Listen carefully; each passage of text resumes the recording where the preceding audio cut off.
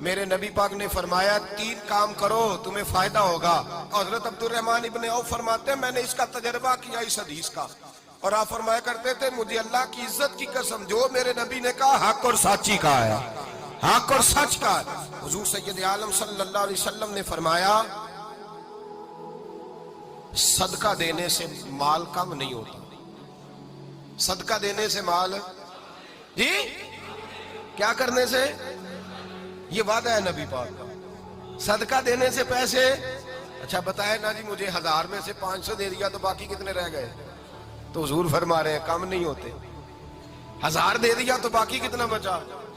نہیں بھائی, میرے محبوب فرماتے ہیں تو اللہ کے رستے میں 1 دے وہ تجھے 700 گنا کر کے واپس عطا فرمائے گا. نبی پاک نے فرمایا صدقہ دینے سے مال کم نہیں ہوتا, اور فرمایا معذرت کرنے سے عزت میں کمی نہیں آتی.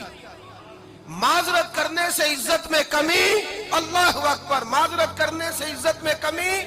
اور حد کر دی میرے حبیب نے, فرمایا تو رب کی رضا کے لیے عاجزی کر, تیرے نبی کا وعدہ ہے اللہ تجھے عزت عطا فرما دے گا. تو جھک جا اللہ کی رضا, عاجزی اختیار کر, سادگی اختیار کر, سادگی عاجزی کر, تجھے اللہ 2 باتیں اس میں ارشاد, ایک معذرت کر غلطی ہو جائے, اور دوسرا پہلے عاجزی کی بات سنیں. حضرت عمر بن عبدالعزیز بادشاہ تھے, سوئے ہوئے تھے, غلام بھی پاس آرام کر رہا تھا, مہمان بھی آئے تھے. غلام کی ڈیوٹی تھی ہر وقت حضرت کے پاس رہنا. اب سوئے ہوئے, دیر ہو گئی, غلام بیچارہ تھوڑا تھوڑا اونگ آتے آتے سو گیا. حضرت چراغ روشن تھا, کچھ لکھ رہے تھے, مہمان بیٹھا تھا, خادم سو گیا. اب چراغ نہ آہستہ آہستہ گل ہو گیا, بجھ گیا. حضرت اٹھے, بوڑھے آدمی تھے, چراغ صحیح کرنے. مہمان کہنے لگے حضور میں نہ کر دوں, میں نہ کر دوں. کہنے لگے نہیں تم مہمان ہو, مہمان سے خدمت نہیں لی جاتی. تو اس نے کہا غلام کو جگائیے. فرمانے لگے ابھی تو بیچارہ سویا ہے اور نیند سے بیدار کر دوں. خود گئے, اس میں تیل دوبارہ ڈالا, بتی ٹھیک کی, جلائی, واپس آ گئے. وہ مہمان, اب بادشاہ کا مہمان بھی تو کوئی بادشاہ ہی ہوگا نا. کہنے لگا حضور آپ اپنے کام خود کرتے ہیں, کیا لفظ ہے, کیا حسن ہے, اور 2 جملوں میں کیا تاثیر ہے.